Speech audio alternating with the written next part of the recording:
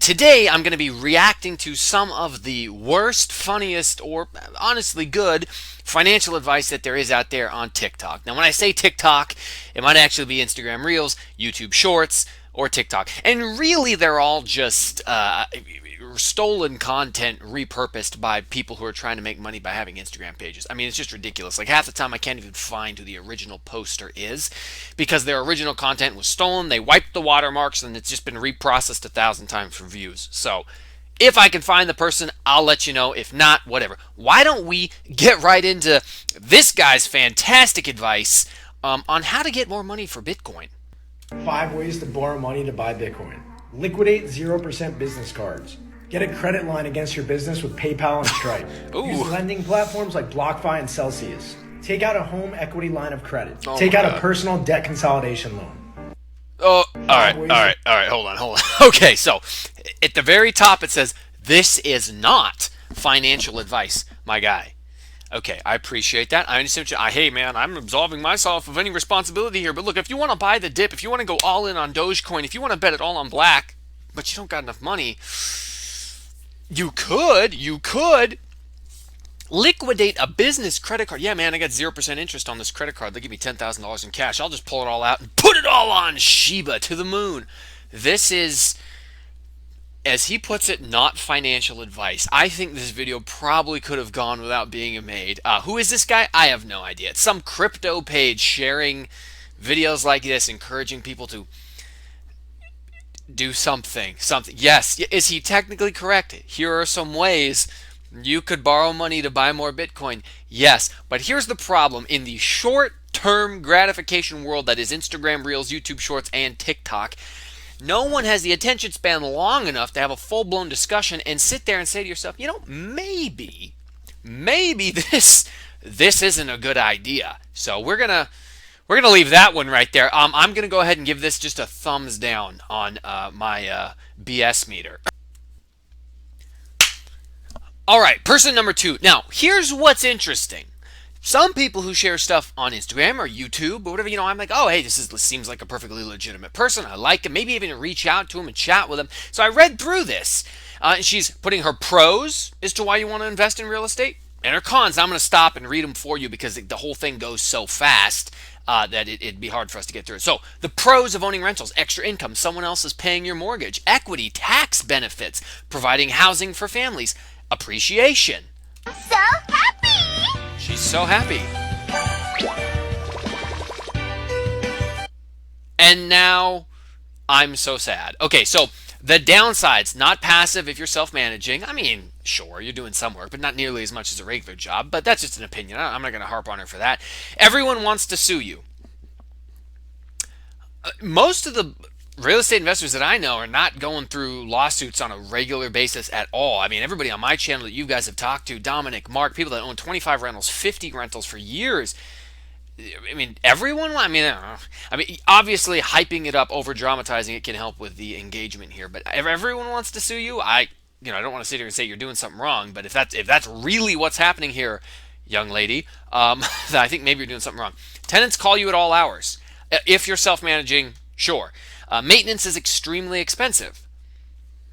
Again, I mean, I kind of have to disagree. I mean, it just depends on what needs to be maintained. If you're doing a good job with your rental properties, the things that are expensive, the water heaters, the furnace, the roof, the air conditioning, all that stuff should be very few and far between. Other than that, I don't have that many maintenance calls on my stuff, and it's not usually very expensive. But, her experience could be different than mine. Maybe she's in a different state. Repairs cost tens of thousands of dollars. Well, that kind of is the exact duplicate of maintenance. Is extremely expensive, so you're running out of ideas but want to throw something in there. Cool. Everyone thinks you're rich. Well, I guess if on Instagram you go to Instagram to tote how much real estate you own, then possibly. Again, I'm not going to judge her because obviously I have a YouTube channel where I talk about my rental properties.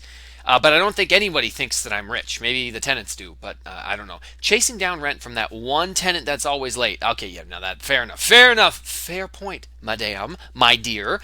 I agree 100%. But then here at the bottom she says taxes. But on the pros she said taxes. So this is what actually caught my attention.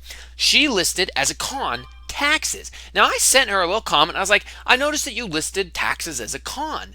And I said, would you like to elaborate? Because that actually doesn't make sense to me. Most people who would list it as a pro, which you did, and then you also listed it as a con.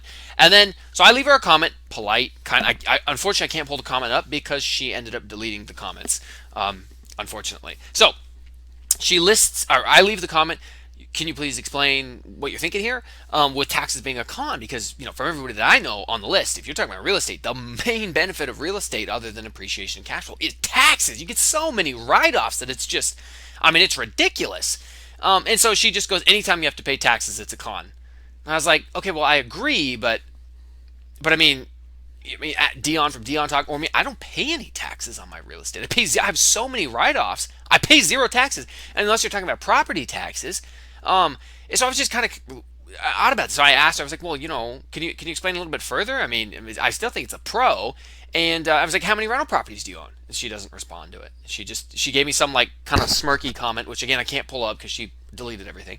And so then she ignored the part where I asked her how many questions or how many rentals do you own. She ignored that, gave me a smirky, like snarky response, and then I was like, okay, but like how many rentals do you own? Ignored. And I went back and checked it like the day later, everything deleted. I was like, well, come on, man. So this is I'll let it finish playing real quick. I'm so sad. Okay, well, I'm so sad too. But here's a great example of people that maybe you should be leery of following on social media. Not that this is necessarily her. Could be completely off base here. But there are people out there who want to be popular on social media. They want to be famous on social media. They want to be an influencer. And they don't care what they talk about so long as people watch them. And so unfortunately, what happens is a lot of these people, they kind of run out of ideas for content for their little niche. And in order to stay relevant and produce more content, they start kind of branching out and talking about financial subjects that they don't know anything about at all. And so, like, hey, I read a couple posts like this. So, I read this post or I read this article. So now I'm going to make my TikToks and my YouTube videos about it and talk about something that I don't really know and accidentally get caught calling taxes a con on real estate. Instead of a pro, or actually putting it in both the pro and the con column, and then not being able to accurately describe why it's a con, other than anytime you have to pay taxes, it's a con. Agreed. That sucks. But anyways, so my fear here is, she likes getting followers. She's on her page. It talked about how she's like a real estate agent. A very new investor was the vibe I was getting, which again, there's nothing wrong with that. I've only been investing for 4 years.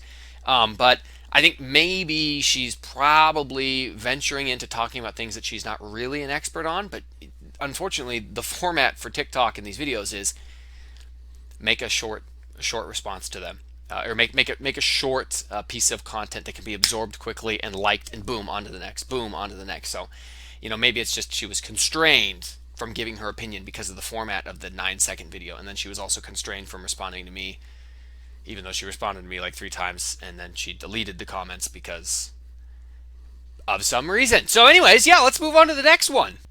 Back on your face. When it's all right and it's coming on, we gotta get right back to where we started. Okay, so this is what passes is content on TikTok, which I can't hate because I have 160,000 followers on a TikTok account, but I actually made like short monologues about comedy. I got called by Comedy Central and actually asked if I would do stand-up comedy tour as a funny cop. I turned him down though.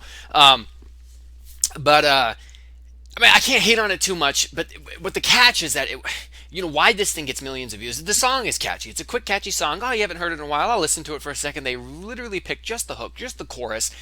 Because what is the guy actually doing, right? Let's just one more time. Back on your face.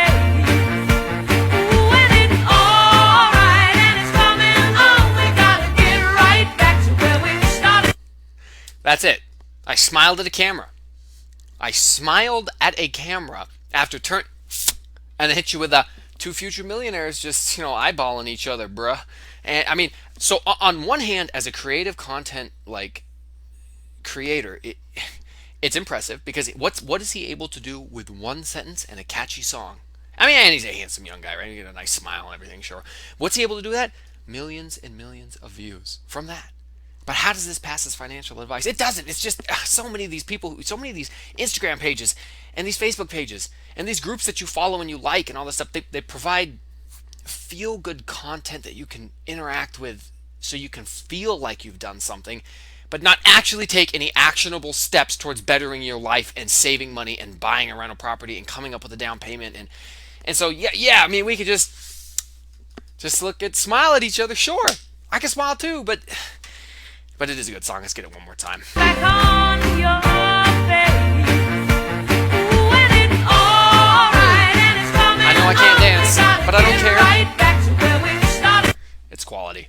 Anyways, guys, here are 3 videos that I decided to do a little reaction to. If you like it, I'll do a few more. They get worse. They get better. They're just all over the board. Anyways, we'll catch you next time.